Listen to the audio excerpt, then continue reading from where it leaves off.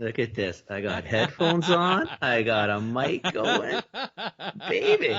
If Huh? only people could see you now. Hey, no video. We've gone through this before. All right, No all right, video. all right. Welcome to This Commerce Life. This is a podcast aimed at small, medium entrepreneurs focused on commerce. I'm Phil, your host, and Kenny, your co-host, will join us as well. And we're going to talk to you about the world of retail and commerce and how things are changing in the world. You guys have like I'm a using the proper kid's mic, setup you know, and the one I never everything. use. We do. It's well, you know, Is that we're better? 135. Yeah, that's much better. Yeah. You know what it is? I'm using the kids' microphones and headphones Yeah. tonight, and I Yeah. don't usually use them. Yeah. So anyway, Yeah. We're like Don't touch anything 135 episodes in, Yulia. We gotta, you know, Yeah. we got we. one of For these 100 days I am going to master this. One of these days. Okay. Let me do an episode. So if you're Okay. joining us, we've been bantering for a bit. We have a pretty cool guest on. We have a pretty good friend of mine, Yulia Vasilyeva on. I can't get your last name right. What's your last name? It's Yulia Vasilyeva. Okay. Thanks. So, and Yulia is the founder of Intelocate, or Intelocate Retail now, I think is a division of what you're doing. It is this fabulous software if you're a retailer with either communication needs or you have more than one location. Yulia's got software that's just wickedly good for you. So we're gonna talk to her about that today. I am super stoked. I feel like this is like a meeting of two worlds for me because Kenny is amongst my favorite people. I love talking to him every week. And then I don't know, I don't think I usually go more than a week without talking to Yulia, either in person or by phone or by WhatsApp. So the fact that the two of you are kind of in the same place is kind of cool for me. Yulia, do you want to just introduce yourself to the audience and kind of tell them who you are, what you do? Absolutely. Well, thank you so much for having me on the show, guys, and I'm really glad to be here. So as Phil barely mentioned, I am the CEO and the founder of Intelocate, and our technology. We work mostly with retailers, but not only. And Phil, you're absolutely correct. Intelocate Retail is a new branch that we've introduced this year. So Intelocate works with multi-location businesses, and retail is a big vertical for us. And we work with retailers helping with issue resolution on a daily basis across all locations, departments, and external vendors, and with the daily communication on different tasks and compliance audits. So it could be anything from marketing execution to new rollouts of new products or CCTV cameras, whatever the case might be. And we work with retailers across the world, mostly with the UK, Ireland, Canada, and the US. And hopefully I'd be able to share some interesting insights over our conversation today. And so some pretty cool stuff. How long have you been in business, give or take? Well, Intelocate was started in 2015. Okay. And commercially, we've been on the market full-on launched since 2017. Okay. And how many locations do you support now? It's around 18,000 today. Wow. Holy Yeah. shit. Yeah. I was saying like 500, 1,000. Okay. Nope. Holy jeez. Nope. I Wow. think the more interesting statistic is the number of issues. So what we've learned with customers, and I think most retailers don't actually know this, that they resolve about 15,000 issues every 10 months for every 100 locations. So that's something that if you think about it and put it into perspective into operations and how much time and how many emails and how many communications that actually represents. So that's, in my mind, is a more important metric than the number of locations, is really what's really happening and going down at those. Wow. Mm-hmm. Mm-hmm. So how many issues? Like you said, 15,000? 15,000 per roughly 100 locations every 10 to 12 months. That's the average that we're seeing with any company that launches. And we have customers with as little as 30 locations and as many as thousands. And like a rough estimate, it kind of comes down to if you have 100 locations, that you should expect to be receiving about 15,000 issues within about 10 to 12 months. And that's usually what falls onto the operations department. And that's kind of the emails and the WhatsApp messages that usually come. Oh, I have something broken. Oh, I don't know what to do about this. Oh, this person didn't show up to work. Oh, this product didn't arrive. Oh, we don't know how to handle new social distancing guidance. Whatever the case might be, those human things that are happening on a daily basis, that's the amount of how many retailers are actually having. Wow. And you're saying your retail's, your 30 stores to hundreds of stores. Is there a sweet spot, or is it? Can 10 stores work? 13 stores? 20 stores? The sweet spot, from what based on kind of our historical data so far, it's anywhere between 50, 60 to about 300-400 locations. That seems to be our sweet spot today, simply because the much larger retailers sometimes would have their own IT department, and they most likely would build something in-house, or will have something very, very robust and very sophisticated large system. And what we do is a very light, simple system. It's more like, if you know how to use Facebook, you'd know how to use our system as well. And for the mid-sized retailers, that's probably the best offering, because it's much faster. It's very simple, very fast to integrate. About less than 5 days, you can be up and running. And there's no tech support. We support everything. So yeah, that's our sweet spot. Doesn't mean that someone with less locations can't use us. So as I said, we have customers with about 30 locations, or even less than that.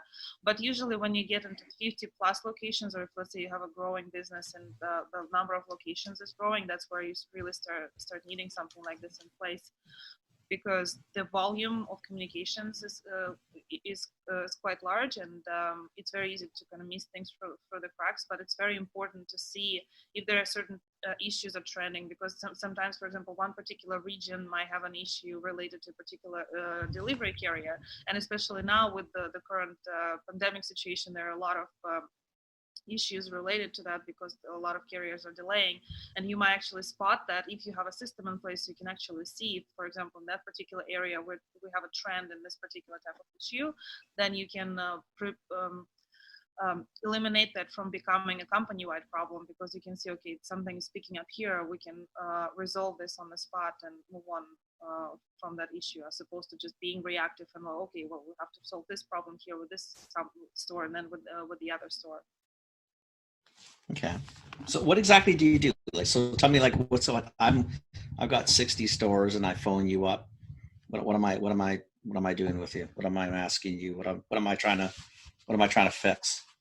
Well, so if you I would have a ton of things to fix. Yeah. So if you operate 60 locations, you'll probably be someone like COO, director of operations, someone in the operations department, and you'll call us up because you really need a clear and more transparent way of managing what's happening on a day-to-day across stores. And you use our system. For the stores, the system basically becomes one facility where they go to report any type of problem they have. And the problems could be anything from facilities related issues to marketing, merchandising, operations, loss prevention, deliveries, stock, finance, POS, and so on. Essentially, those things are all representing different departments within your retail head office.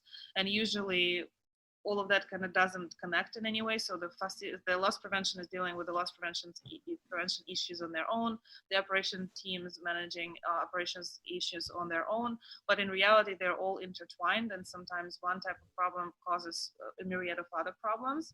And from the store perspective, they have to follow those processes. Okay, if I have this type of problem, I have to email that person. Or if I have that type of problem, I have to call this person. Or if I have an IT issue, I have to go into an IT help desk system. So from the store perspective, it's becoming quite daunting to figure out who to contact, and sometimes they just make a decision not to contact anyone at all, and they're like, oh, okay, I have a problem, whatever, I'm just not going to bother. But what we're providing them is a very simple tool. It's very visual, and they can just select, oh, okay, I have a POS issue. They click on the POS, and the system automatically routes the issue to an appropriate person at the head office or an external vendor or a contractor. And then from there, it tracks all the communications back and forth between the store, the head office, and the regional team or the external external vendor, including emails. So even if you don't want to use the system, you don't have to. You can continue using email, but Intelocate picks up all communications. And that way, from the head office standpoint, you can see the history trail of everything from the beginning of an issue being reported to the moment it has been completed. And throughout this process, sometimes you can uncover some really unexpected scenarios, because sometimes, for example, a store might be continuously late with displaying new merchandising.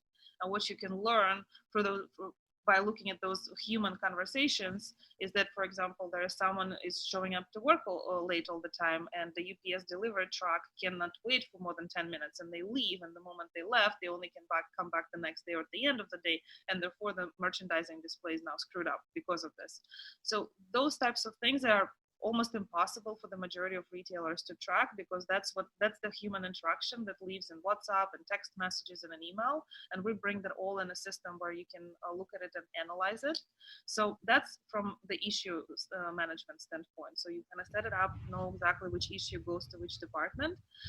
From the task management standpoint, it's almost like it's a two-way communication. Stores report issues to you and then keeps you accountable to helping them, and then you can create tasks for stores. For example, you have an audit. You have to do a daily end of the day or store audit to make sure that all the signage is up for social distancing. You need to make sure that other health and safety procedures are in place, and you have to keep your stores accountable, especially from the insurance claims or government compliance.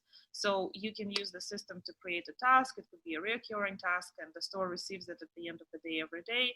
They fill it out, complete it, and you have the full trail to see, okay, these are the guys who have completed it. These are the stores who are falling behind. You can easily follow up. Then you can pull reports to see, okay, well, we seem to be continuously falling behind with PPE products in this particular store. And in this particular region, we seem to be doing really well with the customer response because we actually have a really good setup. So it just provides a very easy way to share knowledge and to share experiences and really standardize the operation across the board. So I would sign on to my PC, and is it like a dashboard, and it have options for me to pick what would be a problem child? Like you said, I heard you say you could click POS. So I'm assuming I'm visualizing like it's a dashboard, like a cockpit. It's got maybe POS, I don't know, loss prevention, deliveries, receiving, whatever. And you'd click on it, and it would automatically, as soon as I click POS, system knows, okay, POS is probably an IT problem, so it zips over to the IT department. Is that how it sort of runs? Yeah, but that's exactly how it goes. It is a dashboard, so it's a web-based system. It's available on all devices. You can use it on your phone, on your tablet, or on your laptop, as long as you have an internet connection. And from the store, it's a very simplistic view that you can only see visually the icons that are relevant to the problems that they have, and then the system does all the rest of the magic. And the person at the head office receives the request. They can choose to receive it in the system, so they log in and they can see it there on their dashboard, or they can just choose to interact with the system via email. They will receive an email with a summary of what the request is and from which store, with potential additional forms. So for example, sometimes some issues might have, you might need to collect more information about the issue. Let's say if it's a delivery issue and you need to know when it was delivered, the size of the packaging, if it was delivered before a certain date, because there might have been some modifications to the shipment. So you can predefine those types of questions as a part of the issue submission. So when the store submits the issue to you, you already have all the information on hand, and you can easily delegate it to a supplier or to a vendor. And that also saves a lot of time, because those back and forth trying to clarify, oh, did you mean this, or did you mean that, or did you receive it on the right time? Can you please clarify what was the particular number of the packaging, things like that. So you can gather all this information right from the get-go and not have to follow up too many times. Oh, so they answer the questions, and that would determine. So it was a shipping error. Okay, what happened? Not enough. I didn't receive all the boxes. So at that point, it's probably within the shipper, maybe as well. So it would, by doing that, it kind of figures out, okay, really and truly, I'm not going to bug Phil on this one, because it's already bypassed his department. It's Yulia and Kenny's problem. It's probably in shipping and or ordering, purchasing, whatever. So it would kind of direct that way. Yeah, exactly. Shit, that's pretty cool. Exactly. That's exactly what it would do. And because it asks all the additional questions, if they're required, then by the time that, let's say, someone at the fulfillment receives it, they already have all the information. They know the size of the packaging, they know how many pieces, they know when it was shipped before. So they have all the information. Yeah, so you're not going back and forth. Yulia, did you mean this? Did you mean that? It's a lot cleaner. That's interesting. Yeah, that's exactly how it goes. Yeah. When Yulia first explained this to me, I just think of how many buyers conversations you have around really really simple things, like marketing POP, right? Like signage that needs to go up in store, and then you ship signage out to every store. You never know. Did it all go up? Did it not go up? What are you missing, right? And then when you just, even from stores, some stores will go, I only got the riser. I didn't get the banner. I didn't get this. I didn't, like, there's no way, even, I was smirking when you said, Yulia, that the big retailers have ways of doing this. When I look at, like my experience with these guys is they got nothing, right? Like it's like the same shit show as everybody. There's a really big unnamed national grocer who still faxes planograms and things like that out. Yeah. A funny story, I don't know if I told you this, but at Target, when I ran the over-the-counter drug section, there's a set of cabinets that you have to have called lock and leave cabinets, because we didn't have pharmacists all the time, right? So products that can only be sold in the presence of a pharmacist need to be locked up when the pharmacist goes home. Well, I think like 2 weeks into operations, I had all these stores with no sales on all these products. And like, it took me forever to figure out why. I had to call like 15 stores going, hi, can I talk to your OTC guy? I talked to the OTC guy. Great.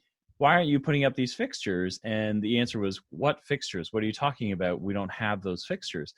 When we got down to the end of the day, we had drawn these carefully drawn out planograms, realized that they didn't have a color printer. We were drawing the lock and leaf boxes with a color on them, but at the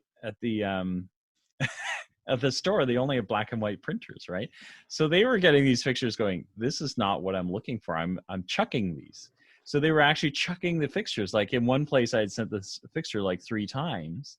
But when we unearthed exactly what you were talking about, was like, when I unearthed it, the planogram group had already been talking to them. Store ops had been talking to them.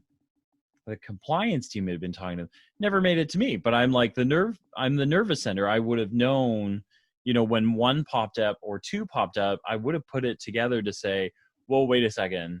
You guys are missing parts of the picture, or we're missing parts of the equation. Instead, there were like 4 different, divergent conversations that never reached me. So I couldn't fix it. Right. Yeah. And so to me, those are things that I feel like you do that help, retailers really like stitch the picture together. I honestly, I don't know, Kenny. I mean, you've got way more years as a buyer than I do, but I feel like there's a ton of those where like a buyer would be able to pick up like 3 or 4 of these little signals and go, oh, I exactly know what the problem is now because I got the 3 or 4 signals I needed. There's even other ones, Phil. I don't want to know the signals. Your POS didn't come. Don't email me. Like, what do you want me to do about it? Email marketing or the vendor. Like that would because that would be it. So they go through POS. Didn't get samples. Well, from who? From Johnson and Johnson. Yeah. Okay, then it would go to Joanne or Lynn. You send it to me. You just cluttered my email box. Pray to God that I'm not going to do something about it, because all I'm doing is going to forward. But it pisses me off that I had to forward something I should have gotten anyway. I don't really care. Yeah. I mean, I want you to have it, but it should go to operations and or vendor or marketing. Yeah. And I would love. It would be so nice if things just flowed that way. Don't kid yourself. In small companies, like the reason I was asking about size, one of the clients is 13 stores, and they're relatively streamlined, but it's still amazing how shit can go sideways. And what happens, Julie, is exactly what you said. Well, I didn't get something, but if I ask, I don't want to look like an idiot. I don't want to send it to the wrong person. Send up flags everywhere now. So you know what I'll do? I'll do nothing. And I'll wait, and someone on the next shift maybe will do it. And that person comes in and goes through the same thought process, says, screw that, I'm going to do nothing. So by the time a problem gets talked about, it could be weeks down the road. It's probably the manager at the end is going to do it. But nobody's done anything because nobody wants to send something to the wrong place and send up a flag, which is stupid, right? I mean, the mistakes happen. It's not the end of the world. But I do like the fact that you could go into a dashboard and click answer a few questions, and chances are this thing is actually going to go to the right person, especially if you can get to the vendor. Like on that marketing, you said the POS, I don't care. I don't want to see it, Phil. Yeah. Send it to the buyer, send it to the vendor. That's who it came from, or to marketing, right? Yeah. That's their issue. Yeah. I mean, it's going to be my issue too, obviously. Yep. I don't want to deal with it. Yeah. Send it to the right person. That's Yeah, amazing. That's pretty, Yeah. that's pretty slick. Well, it all comes down to a human factor, because at the end of the day, we can have all kinds of processes in place, but what your example, Phil, is a perfect example. It's just it's something you would not have been able to know at the head office, because that's what people in the field at the store know, but they have no way of reporting this back to you. But if you told you this and you Or they don't know who to report to, Yulia. So you know what they do? Yeah. Nothing. I Just let it go. I have another example of someone I know, a friend of mine is a regional manager in one of the coffee shop chains. And a few years ago, they had a major issue that the ice machine didn't produce enough ice. And in the summer, they had different promotions for iced coffees. And she reported that multiple times to the head office and just never heard anything back. And the company is really lucky because she's an extremely diligent regional manager. So what she was doing, she would actually go in the middle of the day across the street to a gas station, and she would buy ice from the gas station with her own money, bring it back to her coffee shop, because she really loved her customers and she wanted to make sure that she can service them. But the thing is, that same issue was persistent in other coffee shops as well, because the machine wasn't producing enough ice, and they had because it wasn't a technical issue. When they call in for technical support, it wasn't really applying for this. It was more of the capacity of the ice. This is another great example of a very human feedback, that the more locations that you have, the less opportunity you have to really get that real voice from the location, from the field, to know exactly what's happening. And we're pretty proud on our end to have been able to actually solve that particular problem, to really, because there's a lot of communication going to the stores or to the restaurants or to locations, and go get this done, go get this done, go get that done, but there's almost nothing, and very few companies have the way of getting that feedback back from the location, saying, well, you have problems with this, and then categorizing this properly, which is also very important, which would then enable you to start saying, okay, we have emerging trends in those particular areas, we need to dig into this more, and this seems to be okay, we don't really see any spike in problems with that particular category, so it's okay. And we can see how some departments are dealing, because sometimes some departments might be much more effective with dealing and resolving issues faster. So it's not a finger pointing, it's more like, oh, okay, well, what it is that you guys are doing at the head office in this particular department that you're able to service the store so much better, so your issues are always resolved. And they're happily sharing this because everybody wants to feel good about what they do. And some departments might be really slow on responding or resolving something, not because they're not doing anything, is because they might have some internal processes that preventing them to taking certain steps faster. And again, it's almost impossible to uncover unless you have this real data from the field showing there is a problem, why this is happening. You go and you figure it out. It's almost like a reversed user experience design, going from the location back to the head office, versus the head office designing how this experience is supposed to be, factoring all the steps in between and all the different everything that can influence it, essentially. Well, I can see the store. The ice example I can see is totally being. I emailed the office 12 times. Office looks at it, doesn't go to the right person. Maybe someone, like you said, it's not a technical issue. Is the machine broken? No. Yeah. Is it producing ice? Yeah. Yeah. Okay. Well, there's really not a problem. and that's what someone will do. That'll end it. But if it's flagged as, okay, but guys, this is the 15th store that's come in and said this. It's the same sort of issue. It's not a technical problem with the machine. The machine's working. It just can't work enough. Do we need another machine? Do we need more capacity? Or should we tell everybody, listen, that's what we have, that's what we're going to deal with. But every day, take the $15 out of petty cash, keep the receipts, go buy ice. If that's what the policy or procedure that comes from that might be fine for 3 months of the year, as opposed to spending hundreds of thousands of dollars on ice machines that are only going to be for 3 months. But nobody's talking. Lucky, like you said, this manager had enough sense in her head to say, listen, I don't know how they're not answering, but I'll take care of it myself. My customers want iced coffee, and I'm going to get them iced coffees. Yeah. Like, I mean, God bless her, but you wonder why people give up, right? It's because nobody's answering. Another way of potentially looking at this is also perhaps there was also a signal that maybe it actually makes sense to increase the price for that particular offering, because Maybe. if there's a high demand and people still coming for it, then perhaps the machine is fine, and maybe you could actually maximize and sell more. That's another way of looking at this. Absolutely. So, there are opportunities for efficiency improvement, but there's also opportunities to really increase the bottom line as a result of that. No, for sure. Yeah. Yeah, it's pretty cool. Yeah, don't get just like Phil said. Big companies don't think there are any. No, If anything, there's more wells to get lost in. I mean, if anything, the pitfalls just exponentially grow. Yeah. Because now it really gets lost somewhere, and who knows where it's gone. Yeah. Right. And if it does hit the wrong desk 10 times, nobody's looking at it. Right. It's just not happening.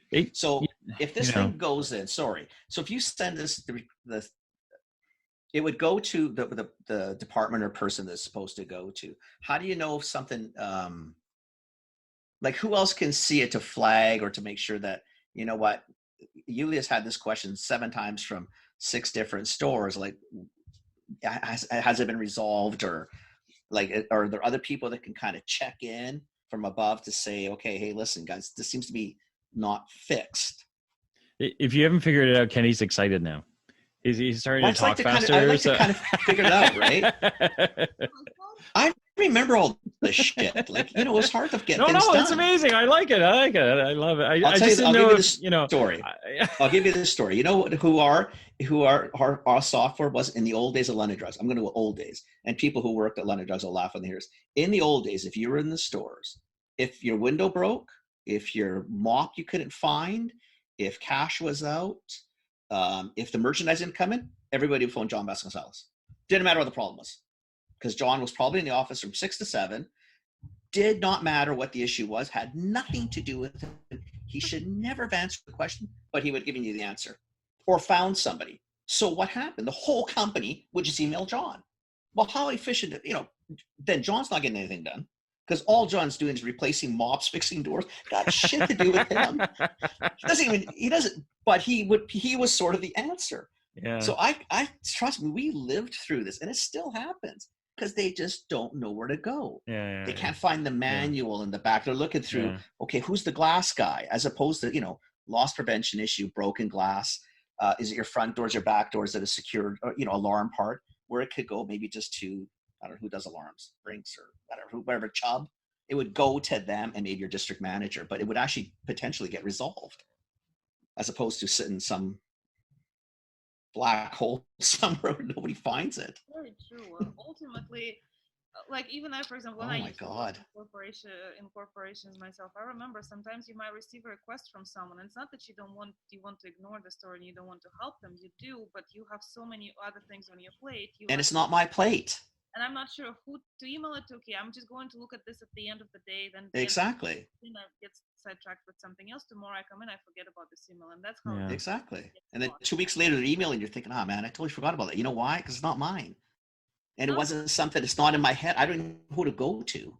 Yeah, and email box get pretty crazy, and because also there would probably be WhatsApp, there would be text messaging, and so on. Like or Slack now, or whatever. Someone sent me something somewhere, but I don't remember where it came from and on which medium, so I don't even know what to look for. But I do remember there was a problem, and God knows what it was. And so to answer your question from how you can patronize what's happening, because so the way, like for example, you're someone at a loss prevention department. When you log into the system, you only see loss prevention issues across the entire organization. But let's say if you're someone like an operations director or someone responsible for operations, you're subscribed to everything in the system. Right. So you can log in and you can see exactly where things are at. So at any given point in time, you can actually see, okay, for example, this Billy Bob guy in loss prevention, he actually has 25 issues. They're all open. None of them have been replied to. And there seems to be persistent questions. So you can actually nudge them and follow up with them and say, hey guy, like you got all this requests, why you're not responding?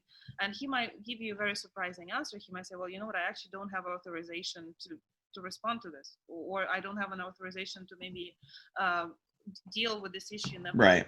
manner, so I didn't know how to respond, and I didn't know how to resolve it. Like those types of things are happening.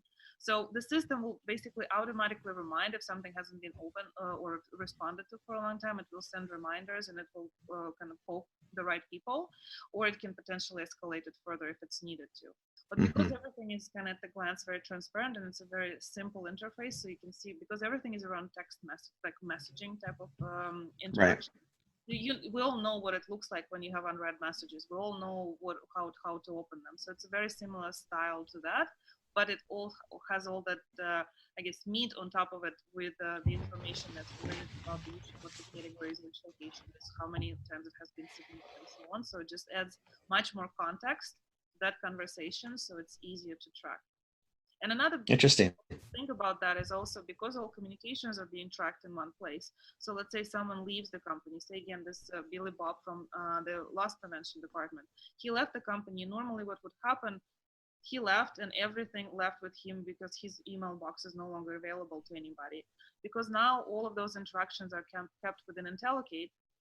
Anybody new who comes in, all they have to do is Intelocate, and they see exactly what was the last message, right, what was the last comment, what was the last question for the store. They can easily follow up with the store, ask, well, was this completed, was it not, is it still an issue for you or not, or maybe you have another issue of any kind, and you can continue this very natural conversation without of any disruption for the store, where the store doesn't have to get frustrated, like, damn guys, I've already reported this 25,000 times, why are you asking again? Yeah. They actually see who is talking to them and how long it took them to respond to them. So the stores are actually getting much more engaged because they're like, oh, okay, now I've told them I have a problem, and they are replying to this. So what we've seen in some of our customers, we have some testimonials on this where they say stores are starting to report issues that the head office never known even existed, because the moment they realize that they actually are being heard and the feedback they are providing is actually being actioned on, they all of a sudden there's like the myriad of things that you've never even considered. And another thing. Well, I was going to ask you, is compliance, like, are you finding, like, what side is buying? In order for this to work, you have to have all sides buy into it. I get that. But are you finding that your clients are coming back and surprised at the level of head office compliance and excitement about it? Or is it more stores are actually getting, because, you know, it's hard. You're introducing a new system. What do people think? Oh shit, another way to communicate. Like, seriously, we got email, I got Slack, I got WhatsApp, I got texting, I got 5 million. That's all I need is another platform. Like, you know, how are you getting through that side of it? Well, from the store's perspective, they're actually happy because now instead of thinking, okay, if I need to report this, I have to go here. If I need to report that particular type of problem, I have to phone this person. If I have that type of problem, then I probably need to pick one of these 5 people on the corporate directory who I should reach out to. Right. Have to find someone else. So for them now, all of a sudden, it's one place, and it takes less than 5 seconds to report an issue. So for example, if you have a phone or like a call center system where the store has to call in to report a problem, you have to pick up the phone, you have to dial the number, then you have to be on the waiting line, then you have to explain something to someone, and a person on the other line might not have taken the notes properly, so whatever you just said to them might have just, you know, became fairy dust. Right. Listed. So they're just not going to bother calling, but here it took 5 seconds, they reported something, and usually they get a response within an hour or so within the system because it gets to the proper person right away. So then they get excited, like, oh damn, I just reported this and I got the response, and it's a legitimate question, and it becomes a much more engaging conversation. Right. From the head office standpoint, again, it's a personal choice, of course, especially in the corporate. Like, there's some people who are early adopters and they love new technologies, so they jump on this like, oh, that's great. But there are always some people who just prefer their email and their standard way of doing things, and there's nothing wrong with that. And the way we've accounted for this is the email conversation opportunity. So if they don't want to adopt the technology, they don't have to. They can just interact with Intelocate via email, so they receive. Right. But that actually makes their life easier again, because when they receive an email from Intelocate, this email already has all the information that they would need otherwise. So normally they would get an email and the store saying, hey, you know, I didn't get my delivery. And then you're like, okay, well, what delivery, which package, when it was delivered to you? Now they receive an email. It's a nice summary. This is where it came from. This is who submitted this. This is the summary, because the system already asked all the questions to the store. So Right. that person gets in that email already the summary of everything they need to know. All they have to do is just action it, and I don't have to go to the site. I don't have to adopt any new technology. The technology is taking care of it. And I've got an email that I can answer, and I'll answer via email, and I'm happy about that. And you're happy. And That's huge, eh?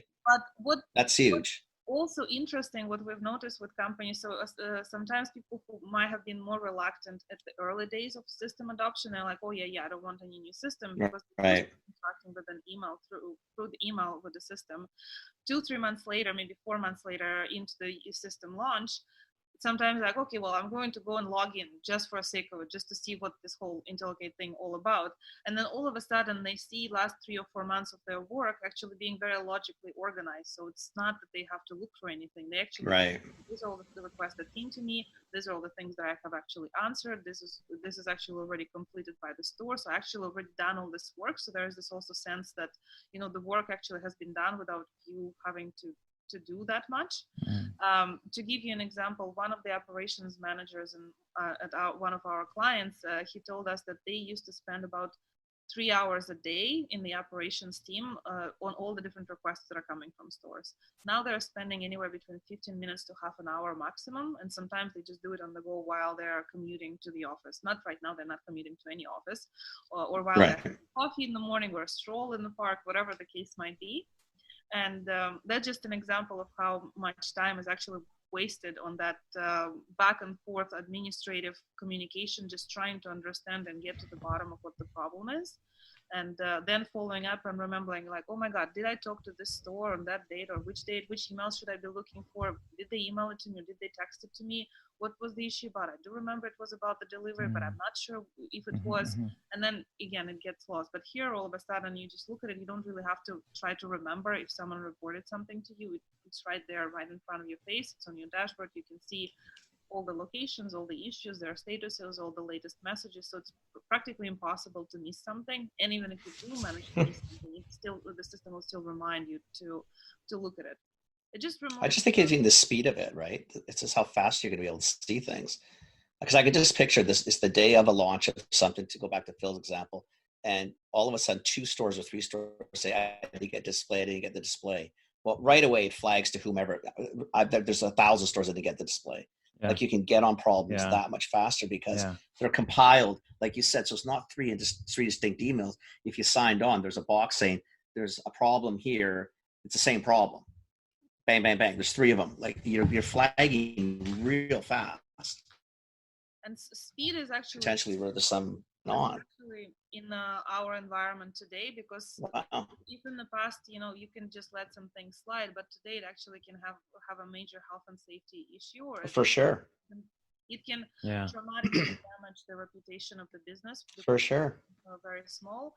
But also another challenge that majority of companies are having right now is the reduced headcounts, especially at the head office. So that means that one person might be forced to do multiple jobs, and you will be operations, marketing, and merchandising, or you'd be loss prevention, deliveries, and product stocking. And in that case, if you have a system like this, then you can still be very effective. Like, our tagline is achieve more with less, and that's really what the overall philosophy of our businesses is really. The technology today gone so far, we don't need to do as much administrative work as we used to do in the past, because the technology is there to help us. So therefore, people can actually be utilized more for their creative potential. It's almost, when I think about it, like, there was an industrial revolution, and the machinery has replaced manual labor, and then we got more professionals working in the office, starting to work with computers and doing that type of work. Now we're at this next wave of that type of innovation, where we no longer have to do a lot of administrative work on the computer, because the technology is so much more ahead of us, where we can remove that administrative work from copy pasting one thing from another, from one Excel to another, from one email to another. So that can be fully taken care of by technology. And it doesn't mean that it means that it's some insanely long process to achieve this. There are tools that are user friendly, they're simple, they're consumer like tools that enable you to be that fast in processing things, which ultimately means that people, especially at the head office, can now be utilized for what their past is their experience. So if in the past, as the gentleman that you mentioned who had to answer all the store requests, that means that his experience that he worked so hard for over the years, he wasn't even able to utilize it because he didn't have the time, because he had to answer the questions. But should he have not had to do this, he could have been using his hard-earned experience to coach stores, to bring in more process optimization, to bring in some more innovative ideas or changes to the organization, those types of things. So I actually think it's a very exciting opportunities for a lot of businesses to start looking at and utilizing their head office employees from a creative and knowledge perspective rather than just administrative perspective. I can see it from both sides. I mean, I came from the stores even. I'm just thinking of situations in the store where, you know, you're a manager of the store or a floor manager, and something's happening in one of the periphery departments in cosmetics, and you don't know squat about cosmetics, and something's happening. So one of the girls or guys needs help, and you're thinking, I can help you. What do I do? If I had a place I could go and there's a cosmetics button and there's some things I can do and questions, I can help you now, as opposed to going to my office and trying to go through, okay, who the hell do I call? Who do we even talk to about this? Like, you know what I mean? Like, I could just even from a management perspective in the stores, all of a sudden anybody could be that. A stock kid could walk into a cosmetic department. The person could tell them the situation, go onto the computer and logically kind of go through and potentially put in an issue where before, honestly, it probably would not have got put through, right? Because the day would have just gone, people are just running and just, you know, and then tomorrow, guess what? The same shit's going to happen. Like nothing got solved, right? Or it gets hidden until someone else trips over it again, right? So if you can definitely make it a much easier way to communicate, especially when a lot of people just don't know who to call or who to email, right? Or just downright scared to do it. This is not. I can give you 1,000 examples where I would have loved this when I was in the stores in the old days, right? Yeah. Very cool. Wow, that's pretty cool. Very cool, right? I'm so excited. I'm so excited that you. That's were pretty able to neat. come That's on pretty slick. Yeah. It's too bad we couldn't. It's too bad this wasn't a video podcast where we could actually. I was gonna say, can you show me your screen and walk me through it? But that doesn't work well on a podcast because it's only the three of us would understand it. And I have no problem in doing that. I've many times talked through it and nobody knows what I'm talking about. I would have loved to see how this looked. That's pretty slick though, Yulia. That's pretty cool. I'll be happy. There's a large play. I wouldn't mind that. I just think it is. It's really cool. It's neat. It is. Wow. Yeah, it's very cool. I could tell you another story, but I'm not going to date myself like I did already once today with Phil. So we're just going to end that one. Oh, it's okay, Kenny. Promise not to mock you. At least not till later. Do you remember in the old days how you'd have to find the solution out? I'd have to do a 4-part speedy memo, and you'd put it into the stupid envelope and set it in that office, and 4 days to get there, and then potentially who knows where it ended up. Like I'm just thinking of all the old school, and it's all that they've done is just moved it to email. It still feels like a 4-part speedy memo. Like there's nothing has really changed, but these dashboard ideas when you're just like, it's so phone friendly. Like any age can do it. Like you hit buttons. You hit pictures until you have to write something, but by then the questions are all pretty basic. It's actually very good. Very, very cool. It's, I mean, look, like what we used to do, you know, when you CC, 18 people on the same email, you're kind of like, never getting done, right? You're just putting a sailor's net out there, hoping you catch something, right? Yeah. Well, that's what John was. John was the net. He just kind of threw it out there. John, if you didn't know, it's someone. So, what was his real job actually? What was John's real job? John was a business unit manager for general merchandise. In essence, so he was supposed to be in charge of really probably the liaison between the buying department and operations department.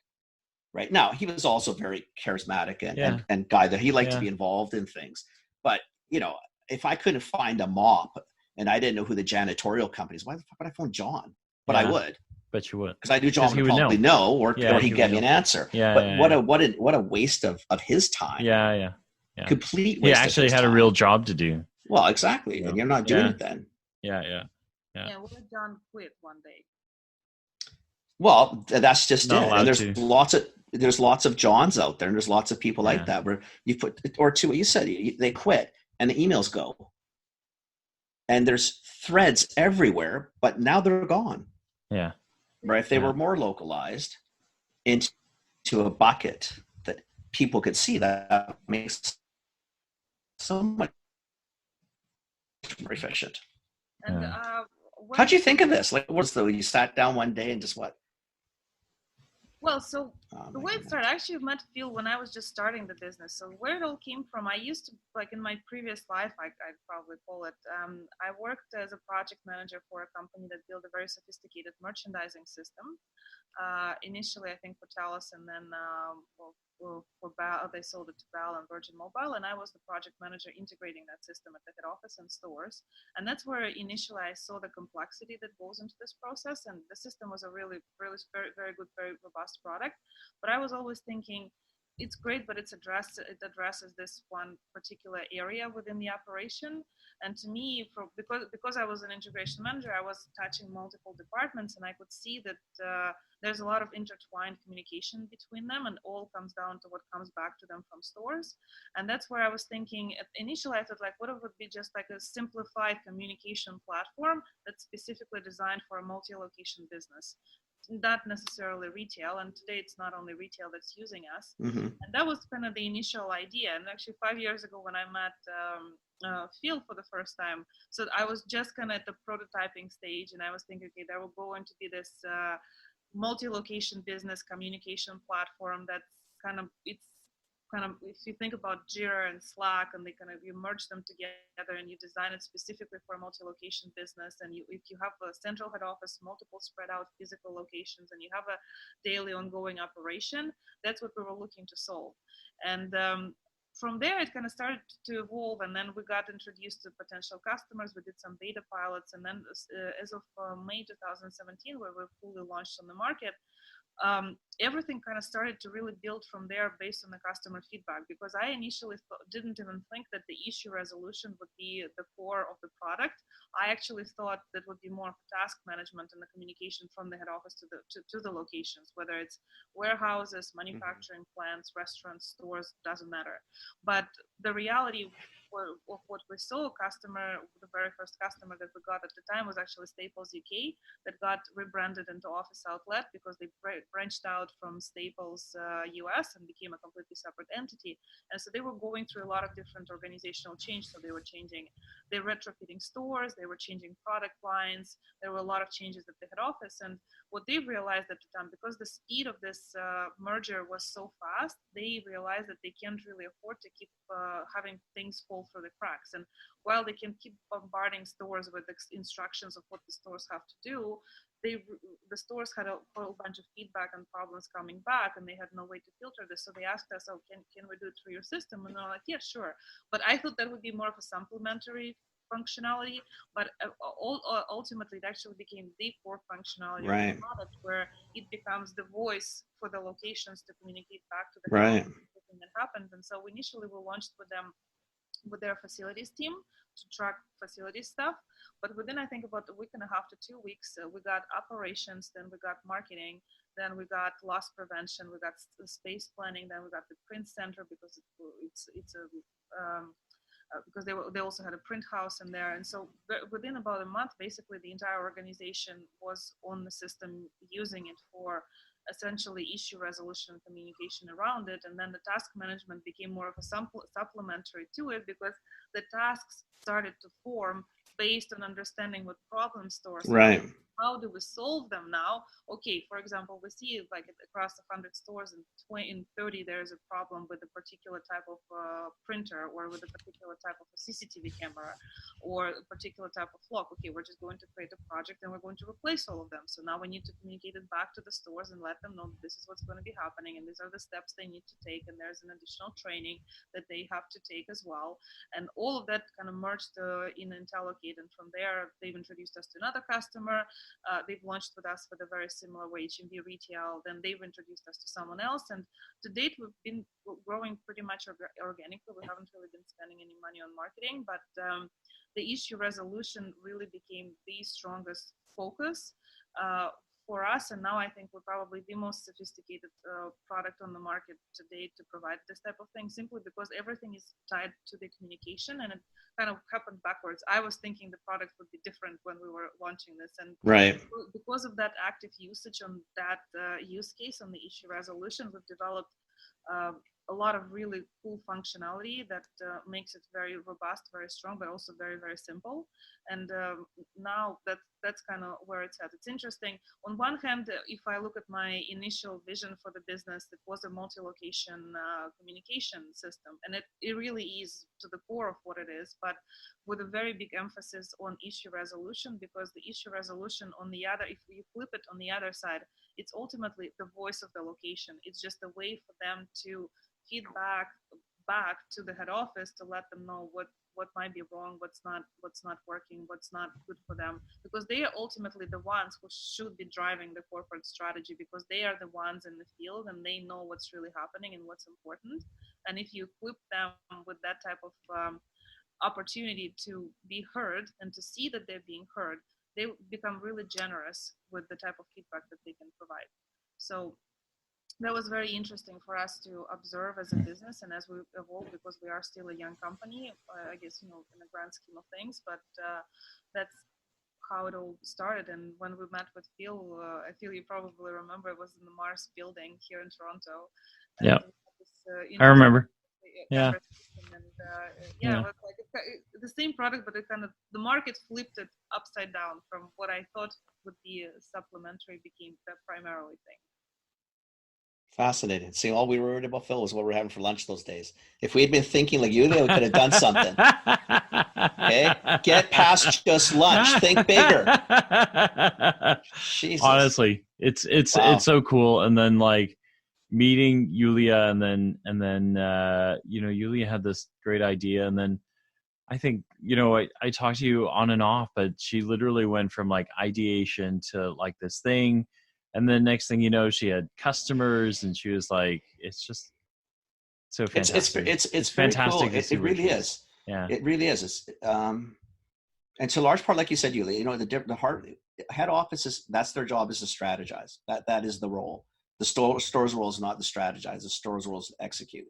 But you can't execute a faulty strategy, right? Mm-hmm. And if there's issues with the execution of it, then uppers do need to know. Otherwise, what happens, strategy doesn't get met, or metrics or whatever they're looking at. People yell downhill, people yell back uphill, and all they're doing is yelling at each other and nothing gets fixed. At least with something like this, you have a chance to go up and down, especially if you've made it easy for me not to have to think about who the hell do I call, because not every place has a John V. Right? This is sort of the John V. Yeah. Ultimately creates a more flat type of totally collaboration between everybody. It's not the big brother head office that's just pushing stuff. It's more exactly an equal interaction. Everybody brings something to the table, and everybody has good for you feedback, and therefore it just becomes a much more fluid, I suppose, interaction versus just like, oh, those guys at the head office, they have no idea what we're really living through here. But now they can't really say that, because they actually know, because we told them, and they acknowledged that they heard it, and we actually had a conversation about it, and it was a very open conversation, to know that a bunch of other people in the company could see it, because it's very open to everyone. So it just creates a very simple, more human interaction, I think. Very cool.